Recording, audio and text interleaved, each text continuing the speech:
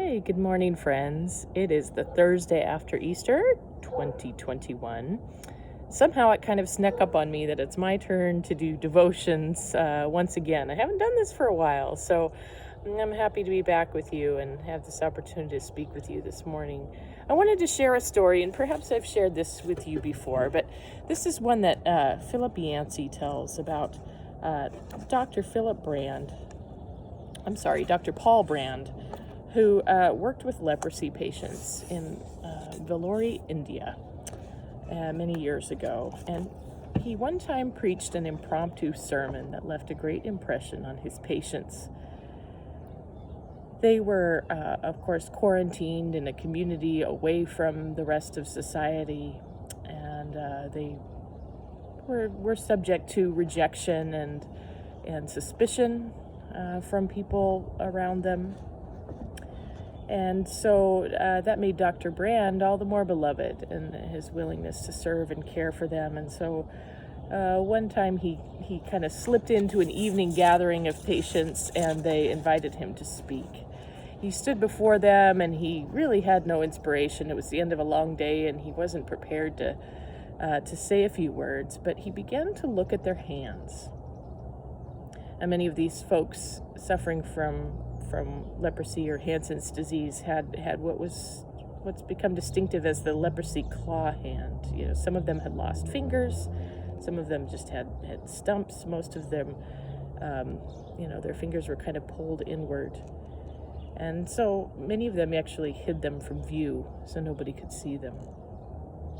So Dr. Brand stands before them and he says, "I am a hand surgeon. So when I meet people, I can't help looking at their hands.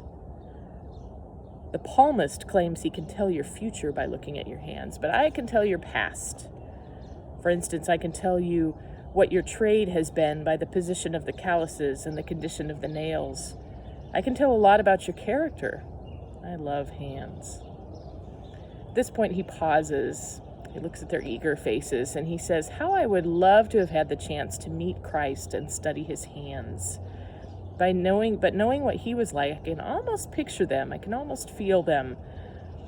And so he begins to wonder with the crowd about what it would have been like to meet Christ and to study his hands, thinking about his infancy when his hands were small and just grasping as infants do, the hands of the boy Jesus, holding his brush or stylus, trying to learn the letters of the alphabet, the hands of Christ the carpenter, rough and broken fingernails and bruises from working with those tools. And then there were the hands of Christ the healer. Compassion and sensitivity seemed to radiate from them, so much that when they touched people, they could feel something in the divine spirit coming through. And then, continued Dr. Brand, there were his crucified hands. It hurts me to think of a nail being driven through the center of my hand because I know what goes on there, the tremendous complex of tendons and nerves and blood vessels and muscles. It's impossible to drive a spike through its center without crippling it. The thought of those healing hands being crippled reminds me of what Christ was prepared to endure.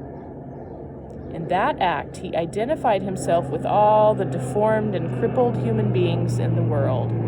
Not only was he able to endure poverty with the poor, weariness with the tired, but clawed hands with the cripple. Now, his language, of course, is old-fashioned. His terminology, old-fashioned. But the effect on the listening patients at that point, all of them social outcasts, was to suddenly see their hands in a new way.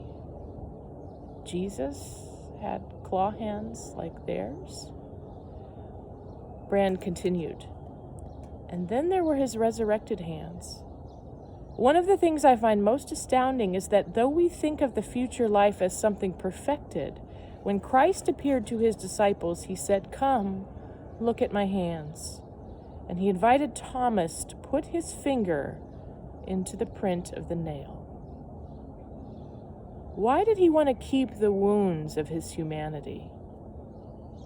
Wasn't it because he wanted to carry back with him an eternal reminder of the sufferings of those on earth? He carried the marks of suffering so he could continue to understand the needs of those suffering. He wanted to be forever one with us. And we're told that as he finished, Paul Brand was again conscious of hands, except this time instead of being hidden and tucked away, they were lifted all over the courtyard, palm to palm, in the Indian gesture of respect. Namaste. They were the same stumps, the same missing fingers, the same crooked arches, and yet no one tried to hide them. They were held high and close to the face in respect for Brand, but also with new pride and dignity, because God's own response to suffering made theirs easier. Philip Yancey tells this story, and he reminds us, the surgery of life hurts. It helps me, though, to know that the surgeon himself, the wounded surgeon, has felt every stab of pain and every sorrow. So as you hear the story this weekend of the resurrected Christ reappearing to those he loves, remember that he carries with him his wounds. Think about your own hands, all that they have been through, all the marks that they carry of the life you have lived, and know that those are God's hands as well. God be with you. Amen.